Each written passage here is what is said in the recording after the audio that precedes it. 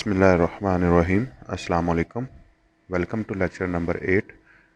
जैसा कि आप जानते हैं कि हम अपनी 10th क्लास की कंप्यूटर साइंस का जो चैप्टर नंबर 2 है वो हमने शुरू किया हुआ है। और आज की इस वीडियो में हम जो टॉपिक डिस्कस करने जा रहे हैं उनमें सबसे पहले हम ऑपरेटर्स को देखेंगे, उसके बाद हम असाइनमेंट ऑपरेटर्स को देखेंगे, उसके बाद हम अरिथमेटिक ऑपरेशंस को देखेंगे और उसके बाद हम अलजेब्रिक एक्सप्रेशंस को देखेंगे। तो चलिए अब हम अपनी वीडियो का आगाज़ करते हैं और सबसे पहले हम ऑपरेटर्स को देखते हैं। कंप्यूटर का जो नाम है इससे ही हमें यह ज़ाहिर होता है कि इसमें जो कैलकुलेशन या हिसाब किताब हैं वो कंप्यूटर का जो है वो एक अहम हिस्सा हैं।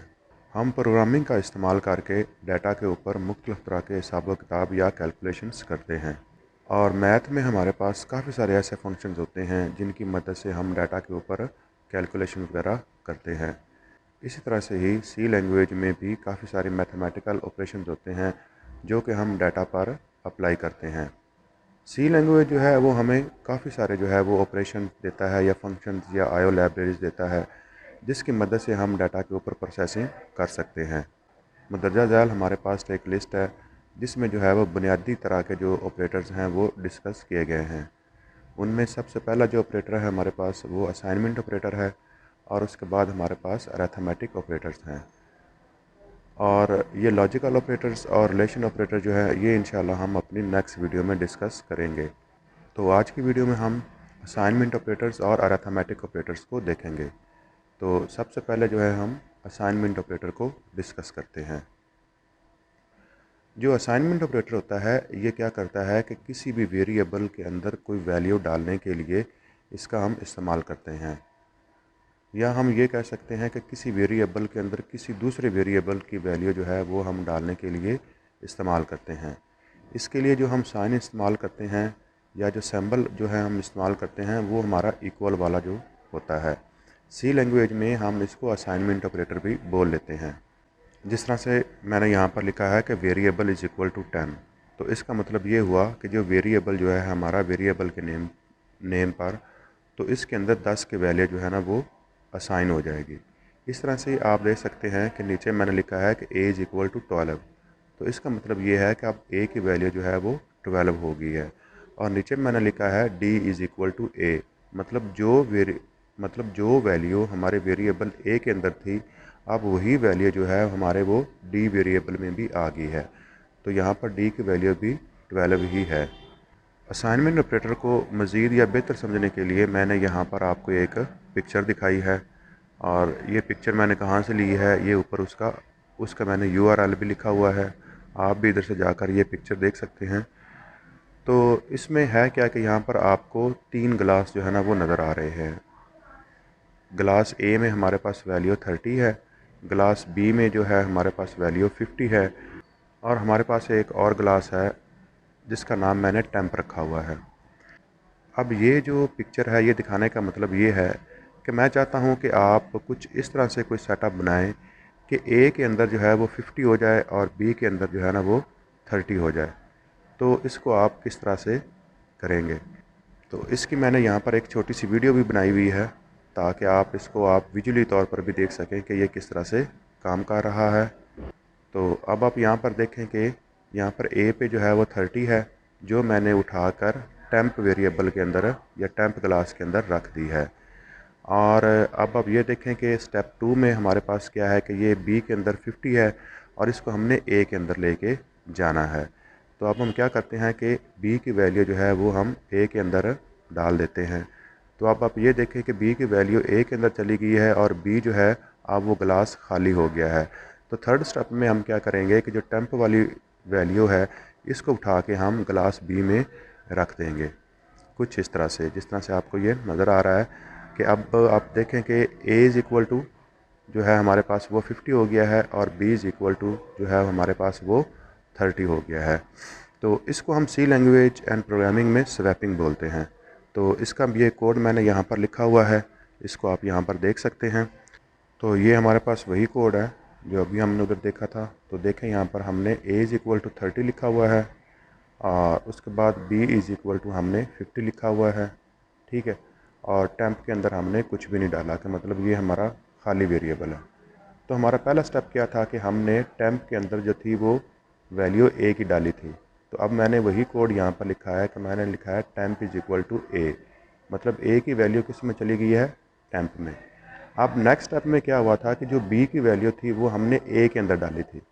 तो अब वही स्टेप मैंने यहाँ पर किया है कि मैंने लिखा है कि A is equal to B, मतलब बी की वैल्यू किस में चली गई है, ए में। और इस तरह से ही आप ये ज़रा नीचे देखें तो मैंने लिखा हुआ यहाँ पर b is equal to temp, मतलब क्या है कि टेम्प के अंदर तो a की वैल्यू है, तब a की वैल्यू जो है अब वो किस में चली जाएगी, b में। तो अब आप यहाँ पर नीचे देख सकते हैं कि मैंने ये क्या लिखा हुआ है कि value of a after swapping a है और value of b after swapping b है। तो अब जो a की वैल्यू है वो यहाँ पर 50 हो जाएगी और b की वैल्यू जो है यहाँ पर वो 30 हो जाएगी। तो अब हम ज़रा इस प्रोग्राम को कंपाइल करते हैं और इसके बाद हम ज़रा इसको रन भी करते हैं। तो इसकी अब आप ज़रा देखें आउटपुट क्या आ रहा है। Value of A after swapping is 50, जबकि बी की वैल्यू 50 थी वहाँ पे, अब यहाँ पर वो ए की वैल्यू 50 हो गई है। इसी तरह से जो हमारे प्रोग्राम में ए की वैल्यू 30 थी, अब वो बी की वैल्यू यहाँ पर 30 हो गई है। तो अब हमारा जो नेक्स्ट टॉपिक है अरिथमेटिक ऑपरेशंस को, उसको हम देख लेते हैं। जो आम तरह के अरिथमेटिक ऑपरेशंस होते हैं वो चार तरह के होते हैं। जिस तरह से डिवाइड होता है, जो कि एक वैल्यू को दूसरी वैल्यू पर डिवाइड कर देता है। इस तरह से मल्टीप्लिकेशन होता है, जो दो वैल्यूज़ को आपस में मल्टीप्लाई या ज़रब कर देता है। इस तरह से जो तीसरी हमारे पास ऑपरेशन है वो कौन सा है, एडिशन का, जो कि दो वैल्यू को आपस में ऐड कर देता है। और इसी तरह से हमारे पास जो चौथा ऑपरेशन होता है वो सब्ट्रैक्शन का होता है, मतलब दो वैल्यूज़ को आपस में तफरीक करने के लिए इसका हम इस्तेमाल करते हैं। जो फिफ्थ हमारे पास मॉडुलर ऑपरेटर है, ये हम इंशाल्लाह ना नेक्स्ट वीडियो में डिस्कस करेंगे और थोड़ा सा डिटेल में डिस्कस करेंगे। तो इसका आम मतलब यही होता है कि ये मतलब है रिमाइंडर कैलकुलेट करने के लिए इस्तेमाल होता है। जिस तरह से अगर आप 7 को जो है वो 2 पर तकसीम करते हैं तो उससे जो है ना वो 1 बचता है। तो वो जो 1 होता है हम उसको मॉडुलर ऑपरेटर के ज़रिए कैलकुलेट करते हैं या हम उसको रिमाइंडर बोलते हैं। तो इसका हम एक छोटा सा प्रोग्राम देख लेते हैं जिसमें ये चार ऑपरेशन जो है प्लस, मल्टीप्लाई, माइनस और डिवाइड, ये हम किस तरह से कर सकते हैं। तो यहाँ पर मैंने एक छोटा सा प्रोग्राम लिखा हुआ है, ये कोड जो है मैंने इधर कॉपी किया है। तो अब आप इसको देख सकते हैं कि मैंने यहाँ पर a इज़ इक्वल टू 10 लिखा हुआ है और इसके साथ मैंने जो है वो b इज़ इक्वल टू 5 लिखा हुआ है। तो पहली लाइन में मैंने लिखा है a प्लस बी, मतलब a और b की वैल्यू को जमा करके दिखाओ। अगली लाइन पर मैंने लिखा है कि a मल्टीप्लाई विद b, कि इनको मल्टीप्लाई करो। और इस तरह से ही a माइनस बी है और a डिवाइडेड बाई b है, मतलब किस तरह से आप दो वैल्यू को प्लस, मल्टीप्लाई, माइनस और डिवाइड कर सकते हैं। तो इसको ज़रा मैं कंपाइल करता हूँ और इसके बाद ज़रा मैं इसको रन करता हूँ। तो अब आप ज़रा इसकी आउटपुट देखें कि a प्लस बी का जवाब हमारे पास 15 आ रहा है, ठीक है। और a मल्टीप्लाई विद b का जवाब हमारे पास 50 है, a माइनस बी का 5 है और a डिवाइडेड बाई b का हमारे पास जवाब जो है वो 2 आ रहा है। तो इस तरह से जो बेसिक ऑपरेटर्स होते हैं उनको हम सी के अंदर जो है ना वो कैलकुलेशन इसकी हम करते हैं। तो इसके बाद हमारा जो आखिरी टॉपिक है वो है अलजेब्रिक एक्सप्रेशंस का। और जो हमारे पास अलजेब्रिक एक्सप्रेशंस होती हैं ये आप मोस्टली जो है वो मैथ में लिखते रहते हैं, लेकिन यही चीज़ें जो है इसको हमने सी लैंग्वेज एंड प्रोग्रामिंग में भी हमने इसका इस्तेमाल करना होता है। तो ये हम सी लैंग्वेज के अंदर हम इसको किस तरह से कन्वर्ट करते हैं और सी लैंग्वेज के अंदर हम ये इनका किस तरह से इस्तेमाल करते हैं, तो अब इस टॉपिक में हम ज़रा इसको भी देख लेते हैं। तो यहाँ पर जो लिस्ट है हमारी, जो हमारी बुक पे दी गई है, उसको मैंने यहाँ पर कॉपी कर लिया है। तो चलते हैं, अब हम ज़रा इसको सॉल्व करने की कोशिश करते हैं कि हम इसको सी लैंग्वेज में किस तरह से कन्वर्ट कर सकते हैं। तो ये हमारे पास जो है पहली एक्सप्रेशन है। तो सबसे पहले ज़रा हम देखते हैं, ज़रा इसको, ये थोड़ी सी सिंपल भी है। तो जिस तरह से ये हमारे पास लिखा हुआ x is equal to 6y plus z, तो यहाँ पर ये जो 6y लिखा हुआ है इसको हम सी लैंग्वेज में इस तरह से नहीं लिखते, बल्कि इसको हम जो है वो लिखते हैं 6 मल्टीप्लाई विद y। ये जो 6y लिखा हुआ है इसकी जो बेसिक टर्म बनती है वो भी ऐसे ही बनती है कि ये 6 मल्टीप्लाई विद y है। तो अगर हम इसको सी लैंग्वेज में लिखते हैं तो हम इसको ऐसे ही लिखेंगे, मिसाल के तौर पर x इज़ इक्वल टू 6 और उसके बाद हम मल्टीप्लाई लगाएंगे सी में और उसके बाद हम y लिखेंगे और प्लस हम z लिख देंगे। तो इस तरह से जो हमारी जो पहली एक्सप्रेशन है वो यहाँ पर पूरी हो जाती है। तो इसको आप आम लफ्ज़ों में कह सकते हैं कि ये हमारी जो सारी एक्सप्रेशन है ना, ये बिल्कुल इसके ही बराबर है। जो हमारी स्टार्टअप हमारी क्वेश्चन थी ये उसके बराबर है, इसमें कोई भी फ़र्क नहीं है। तो चले मैं इसको ज़रा यहाँ से डिलीट कर देता हूँ और इसके बाद हम अपनी नेक्स्ट एक्सप्रेशन जो है उसको ज़रा देखते हैं। तो ये हमारी नेक्स्ट एक्सप्रेशन है। तो यहाँ पर आपको जो है वो ये तो पता ही है कि ये हमारे पास वाई जी जो लिखा हुआ है, इसको हम सी लैंग्वेज में किस तरह से लिख सकते हैं। वाई मल्टीप्लाई विद जी जो है वो इस तरह से लिखेंगे। इस तरह से हमारे पास ये 3y है, तो इसको भी हम जो है वो 3 मल्टीप्लाई विद y इस तरह से ही हम इसको अपनी सी लैंग्वेज के अंदर लिखेंगे। लेकिन इशू ये है कि हमारे पास ये जी की पावर 3 है कि इसको हम सी लैंग्वेज में किस तरह से लिखेंगे। अब जैसा कि आप जानते हैं कि जी की पावर 3 जो है ये भला किसके बराबर है, g multiply with g multiply with g. मतलब ये जो चीज़ें हैं हमारे पास कोई एक वेरिएबल है, ठीक है ना, अगर वो सेम है तो और आपस में वो मल्टीप्लाई हो रहे हैं तो उनकी पावर जो है आपस में जमा हो जाती हैं।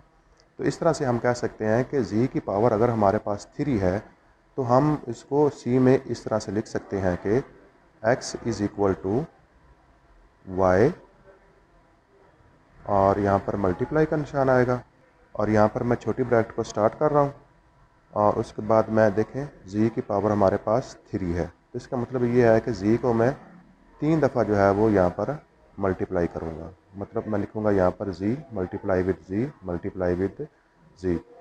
अब ये मैंने इसके इर्द गिर्द जो है ना वो छोटी ब्रैकेट क्यों लगाई है, क्योंकि पहले जो है वो इसकी पावर जो है वो कैलकुलेट होगी, जी की पावर 3 कैलकुलेट होगी, इसका जो जवाब है ना वो वाई के साथ मल्टीप्लाई होगा, ठीक ना। इसलिए ये मैंने साइडों पर ब्रैकेट लगा दी है। इसको हम इंशाल्लाह आगे जाकर देखेंगे तो आपको ये बात समझ में आ जाएगी। और इसके बाद हमारी अगली एक्सप्रेशन जो है प्लस के बाद वो भला क्या है, 3 मल्टीप्लाई विद वाई। तो इस तरह से ये जो हमारी एक्सप्रेशन है वो हम सी लैंग्वेज में हम इसको इस तरह से लिखेंगे। मतलब जितनी पावर होगी हम उस वेरिएबल को उतनी दफ़ा ही आपस में मल्टीप्लाई कर देंगे। तो ये भी यहाँ पर क्लियर होगा कंसेप्ट आपका। तो इसके बाद हम अपनी जो नेक्स्ट एक्सप्रेशन है इसको ज़रा देख लेते हैं। तो चलते हैं, इसको ज़रा साइड पर रख लेते हैं, तो इसको ज़रा हम डिस्कस करते हैं। तो अब अगर आप इस स्टेटमेंट को देखें तो यहाँ पर लिखा हुआ है g is equal to x plus y power 2 under 3x। तो हम कह सकते हैं कि ये इसको हम सादा ज़बान में इस तरह से लिख सकते हैं कि x प्लस, अब y क्या होगा भला यहाँ पर, y मल्टीप्लाई विद y, क्योंकि y की पावर 2 है तो इसको हम y को 2 दफ़ा ही इसके साथ मल्टीप्लाई करेंगे। तो हम ये कह सकते हैं कि हम यहाँ पर लिखेंगे y मल्टीप्लाई विद y, ठीक है। और उसके बाद यहाँ पर डिवाइड है तो वो कीबोर्ड वाला डिवाइड आप लगा दें यहाँ पर, नो प्रॉब्लम। और उसके बाद क्या है 3x, तो हम कैसे लिखेंगे भला इसको 3 और उसके बाद हम मल्टीप्लाई का सैम्पल लगाएंगे और उसके बाद हम यहाँ पर x लिख देंगे। तो ये जो एक्सप्रेशन है ये हमारी सी लैंग्वेज में इस तरह से कन्वर्ट हो जाएगी, ठीक हो गया। तो इसके बाद हमारी जो नेक्स्ट एक्सप्रेशन है हम ज़रा उसको भी सॉल्व कर लेते हैं कि वो क्या है। तो ये हमारी जो है वो नेक्स्ट एक्सप्रेशन है। तो इसको आप ज़रा देखें यहाँ पर कि इसमें क्या है। तो यहाँ पर देखेंगे तो आप पहले तो वही चीज़ ही है कि जी इज़ इक्वल टू, तो हम इसको ऐसे ही लिख लेते हैं जी इज़ इक्वल टू, आगे है हमारे पास x माइनस 2 होल का स्क्वायर।